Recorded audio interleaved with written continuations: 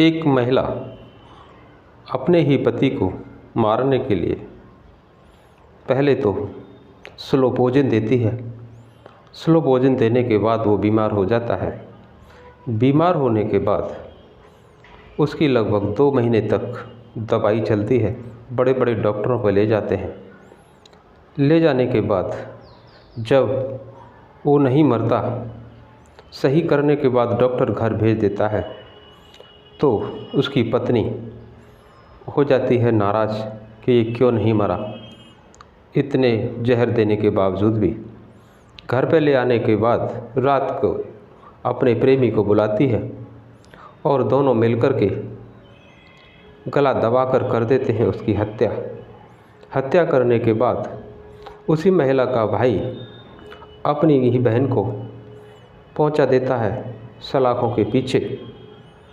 साथियों, इस कहानी का सच जानने के लिए जुड़े रहिए हमारे साथ अंत तक। आदाब, नमस्कार, सत श्री अकाल। मैं संजय वर्मा वारदात 365 में आपका स्वागत करता हूं। साथियों, ये कहानी है कर्नाटक के उडुपी एक जगह है, वहाँ की है। वहाँ पर एक बालकृष्ण नाम का व्यक्ति जो कि होटल चलाता है और उसकी शादी 17 साल पहले एक प्रतिमा नाम की लड़की से हुई थी। प्रतिमा नाम की लड़की से होने के बाद उनके 2 बच्चे पैदा होते हैं। 2 बच्चे धीरे धीरे बड़े होने लगते हैं। तो प्रतिमा अपने पति से कहती है कि अब मुझे भी कुछ करना चाहिए। तो उसका पति पूछता है कि बताओ क्या करना चाहती हो। प्रतिमा कहती है कि मुझे ब्यूटी पार्लर का काम पसंद है और मुझे आता भी है, ब्यूटी पार्लर का काम खुलवा दीजिए। तो बालकृष्ण पुजारी उसको ब्यूटी पार्लर का काम खुलवा देता है। उधर प्रतिमा का एक भाई भी है जिसका नाम संदीप होता है। साले और जीजा की दोस्ती बहुत गहरी होती है। हर छोटी छोटी बात को आपस में शेयर करते हैं। परिवार के लोग बहुत बड़ी मिसाइल मानते थे कि अपने आप में इतना जीजा और साले का प्यार आज की तारीख में देखने को बहुत ही कम मिलता है। तो साथियों, बड़ी आसानी से ज़िंदगी चल रही थी, कोई दिक्कत नहीं थी, ठीक ठाक लाइफ जी रहे थे। लेकिन तब एक समात अगस्त के महीने में बालकृष्ण पुजारी की तबीयत खराब होने लगती है। बालकृष्ण तबीयत खराब होने पर उसको हॉस्पिटलों में ले जाया जाता है। छोटे हॉस्पिटल में दिखाते हैं तो उसके अंदर दिक्कत ये है कि उसको उल्टी आती है और बुखार रहता है। डॉक्टर काफ़ी परेशान होते हैं कि आखिर समस्या क्यों नहीं समझ आ रही। धीरे धीरे करके लगभग 8-9 डॉक्टर बदल दिए जाते हैं। फिर इसके बाद एक बेंगलुरु में डॉक्टर होता है। उस डॉक्टर के यहाँ इस बालकृष्ण पुजारी को एडमिट कर दिया जाता है। एडमिट करने के बाद धीरे धीरे रिकवरी होना शुरू हो जाता है और बालकृष्ण पुजारी काफ़ी ठीक हो जाता है। अब तारीख आती है अक्टूबर 19 अक्टूबर 2024 को उस हॉस्पिटल का डॉक्टर, जिस हॉस्पिटल में बालकृष्ण पुजारी एडमिट थे, वो कहता है कि अब इनको आप अपने घर ले जा सकते हो क्योंकि ये ठीक हो चुके हैं। कुछ इनको दवाइयाँ दे दी जाएंगी, उनको खिलाते रहिए, कोई दिक्कत नहीं है। इसके बाद उसकी पत्नी प्रतिमा अपने हस्बैंड को वहाँ से डिस्चार्ज कराने के बाद अपने पैतृक जगह उडुपी के पास में एक कलकारा जगह है, वहाँ पर लेके आ जाती है। इसके बाद वहाँ पर जो उसके रिश्तेदार होते हैं, परिचित होते हैं, उसके 2 बच्चे हैं, वो भी रिश्तेदारों के पास थे, वो सभी घर पे आ जाते हैं। सभी देखते हैं, खुशी का माहौल होता है। अच्छा लगता है कि बालकृष्ण पुजारी बीमारी में चल रहे थे और ठीक होके आ चुके हैं। लगभग शाम के बजे से लेकर के 12 बजे तक आने वालों का तांता लगा रहता है। उसका जो भाई है संदीप, वो काफ़ी देर तक रुकता है, लगभग 12 बजे तक वहाँ होता है। 12 बजे तक वो कहता है कि बहन मैं रुक जाता हूँ, और जीजा जी से काफ़ी दिन से मेरी बात फेस टू फेस नहीं हुई है और मैं सुबह चला जाऊँगा। लेकिन उसकी बहन प्रतिमा उससे कहती है कोई दिक्कत नहीं है, कल आ जाना, मैं यहाँ पर सब कुछ देख लूँगी, अभी बाहर से थके हुए आए हैं और कोई भी दिक्कत होगी तो मैं तेरे को फ़ोन करके बता दूँगी, अभी घर चला जाना ठीक है। संदीप बात को मान जाता है और वहाँ से अपने घर चला जाता है। इसके बाद करीब 1:30 बजे एक व्यक्ति प्रतिमा के घर में आता है। आने के बाद वो बाथरूम में जाकर के छिप जाता है। उसके बाद प्रतिमा घर से बाहर जाती है और इधर उधर देखती है कि कोई है तो नहीं। इसके बाद लॉक कर देती है। लॉक करने के बाद उस व्यक्ति के पास जाती है जो बाथरूम में छिपा हुआ था, उसको लेकर के उस बेडरूम में जाती है जिस बेडरूम में बालकृष्ण पुजारी सो रहे थे। वह व्यक्ति उस बेडरूम से तकिया उठाता है और तकिया उठाने के बाद बालकृष्ण पुजारी के मुंह पर रख करके तेज़ी से दबाना शुरू कर देता है। जैसे ही बालकृष्ण पुजारी को तकिया की फीलिंग होती है, झटपटाना शुरू कर देता है।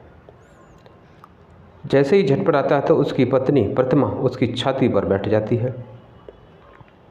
छाती पर बैठने के बाद उसके पैर दबा लेती है और दोनों लोग जब तक दबाते रहते हैं जब तक कि बालकृष्ण पुजारी की जान नहीं निकल जाती। इसके बाद करीब 2:30 बजे वह व्यक्ति घर से बाहर निकल जाता है। इसके बाद प्रतिमा इधर उधर देखने के बाद फिर से दरवाज़ा लगा देती है और आधा घंटे में वो जो उसके बीच में वारदात हुई थी तो कपड़े वगैरह का जो सिकुड़न थी उनको ठीक करती है और करीब 3 बजे सबसे पहले अपने ससुर को फ़ोन करती है। रोते हुए कहती है कि पता नहीं पिताजी इनको क्या हो गया है, मैं इनसे हिला डुला रही हूँ, इनको कोई रिस्पॉन्स नहीं दे रहे, नहीं कोई जवाब, और आप आ जाइए। उधर बालकृष्ण पुजारी के पिताजी बड़ा परेशान हो जाते हैं, कहते हैं हम ठीक ठाक छोड़ के आए थे और अकस्मात ये कैसे और क्या हो गया होगा। इसके बाद फ़ोन करती है अपने भाई संदीप पर। संदीप को कहती है कि तेरे जीजा जी न जाने क्या हो गया उनको और हिल डुल भी नहीं रहे हैं और मैं बहुत परेशान हूँ, आ जाओ तुम। इस तरह से जो भी उनके रिलेटिव थे उन सब को फ़ोन करती है। इसके बाद तारीख 20 अक्टूबर आता है। 20 अक्टूबर को वो सारे लोग जो 19 तारीख की शाम को घर से गए थे वो वापस आ जाते हैं और देखते हैं कि बेडरूम में बालकृष्ण पुजारी पड़े हुए हैं बेजान पोजीशन में। लेकिन उसके बाद उसका भाई संदीप आता है और संदीप अपने जीजा को निकट से जाके देखता है तो उसको गले पर और चेहरे पर लाल दाग और गले पर भी निशान नज़र आता है। इसको देखने के बाद संदीप को शक हो जाता है। शक होने के बाद अपनी बहन को वहाँ से उठाता है और चुपके से कोने में ले जाता है और पूछता है कि ये बताइए ये सब कैसे हुआ, ये मुझे नॉर्मल डेथ नहीं लग रही है। उसके लिए उसकी बहन बोलती है कि जैसे ही ये कोई रिस्पॉन्स नहीं दे रहे थे तो मैं पागल सी हो चुकी थी और मैंने उठा करके पानी की बोतल इनको मार दी जिससे कि कुछ एक्टिविटी करें, और उस बोतल का ही निशान है ये, इस वजह से ये निशान पड़ा हुआ है। लेकिन संदीप को फिर भी संतुष्टि नहीं हुई। उधर बालकृष्ण के रिश्तेदार और उसके माता पिता उसकी तैयारी कर रहे थे अंतिम संस्कार के लिए। तभी संदीप पहुंचता है बालकृष्ण के पिताजी के पास। बालकृष्ण के पिताजी और रिश्तेदार सभी ये मान के बैठे हुए थे कि बालकृष्ण की मौत जो बीमारी थी उसकी वजह से हो गई। लेकिन जब संदीप ने ये बात बताई बालकृष्ण के पिताजी को कि जीजा जी के चेहरे पर एक निशान है और गले पर भी निशान है, तो उसके पिताजी ने आकर देखा तो वैसा ही निकला। अब संदीप कहता है कि मैं आपसे एक इजाज़त चाहता हूँ कि मुझे पोस्टमार्टम की इजाज़त दीजिए आप। बालकृष्ण के पिताजी पोस्टमार्टम के लिए कह देते हैं और बॉडी को पोस्टमार्टम के लिए भेज दिया जाता है। पोस्टमार्टम हो जाता है और इसके बाद बॉडी का अंतिम संस्कार भी कर दिया जाता है। लेकिन रिपोर्ट अभी तक नहीं आई थी। उधर तारीख 23 हो जाती है। 23 तारीख में फिर से संदीप अपनी बहन के पास जाता है और कहता है कि बहन सच सच बता, उस रात को क्या हुआ था? क्या कोई 19 तारीख को घर में आया था? बोलिए कि नहीं, कोई नहीं आया था। सच बताओ, मुझे यकीन नहीं हो रहा। बोले क्या दलीप हेगड़े घर में आया था? जैसे ही दलीप हेगड़े का नाम सुनती है वो चौंक जाती है, लेकिन बावजूद उसके वो मना करती है कि दलीप हेगड़े आया ही नहीं था। संदीप कहता है कि देखो, बॉडी का पोस्टमार्टम हो चुका है, सिर्फ रिपोर्ट आना बाकी है। अगर रिपोर्ट के अंदर कोई भी ऐसी वैसी बात निकली तो तुम जेल में पक्का जाओगी, तुम्हें बचाने वाला कोई भी नहीं। अब जैसे ही उसने ये बात सुनी तो वो घबराने लगी और बताने लगी कि हाँ, तारीख 19 अक्टूबर को दलीप हेगड़े घर में आया था और तुम्हारे जीजा जी को गला दबा करके उसने हत्या कर दी। लेकिन बावजूद उसके संदीप को यकीन नहीं हो रहा था कि अकेला दलीप हेगड़े घर में कैसे आ सकता है बिना प्रतिमा की इच्छा के। बोला कि ये भी झूठ है, सच सच बताओ। अब वो कहती है भाई देख, मैं फंस सकती हूँ तो मुझे बचा लेना। अब मैं तो तुमको सच बताती हूँ। सच उसने जैसे बताना चाहा और बताना शुरू किया, उधर दिलीप के बारे में सारी डिटेल बता रही थी, अपने बारे में सारी डिटेल बता रही थी। तभी चुपके से संदीप ने अपने मोबाइल का ऑडियो रिकॉर्डर शुरू कर देता है। ऑडियो रिकॉर्डर शुरू करने के बाद सारा कुछ उसमें रिकॉर्ड हो जाता है। उस रिकॉर्डिंग को लेकर के वह थाने चला जाता है। थाने में जाने के बाद उस रिकॉर्डिंग को थाने में सुनाता है और सुनाने के बाद पुलिस वाले कहते हैं कि अभी पोस्टमार्टम रिपोर्ट का इंतज़ार है। लेकिन उसी वक्त थाने का एसएचओ अपनी टीम को भेजता है हॉस्पिटल में और उसके बारे में पता करवाता है। तो वहाँ पता लगता है कि रिपोर्ट के अंदर जो था वो था कि जो हत्या की गई वो गला दबा के की गई थी। उधर ऑडियो रिकॉर्डिंग दोबारा पोस्टमार्टम रिपोर्ट, दोनों पक्के सबूत मिल चुके थे पुलिस को। पुलिस सीधा जाती है, दिलीप हेगड़े और प्रतिमा को तुरंत अरेस्ट कर लेती है। इसके बाद दोस्तों, ये सच्चाई कहानी की आप सुन कर के अभी आश्चर्य करेंगे कि ये दलीप हेगड़े कौन था और क्या रिश्ता था दलीप हेगड़े का प्रतिमा के साथ। ये उस वक्त की बात है जिस वक्त पूरे देश में कोरोना काल चल रहा था। कोरोना काल में ज़्यादातर लोग टाइम पास करने के लिए फेसबुक, इंस्टाग्राम से जुड़ गए थे। उसी वक्त प्रतिमा की दोस्ती इंस्टाग्राम पर एक दिलीप हेगड़े नाम के 28 साल के युवक से हो जाती है और वो व्यक्ति एक बिजनेसमैन का बेटा था, मुंबई में रहता था।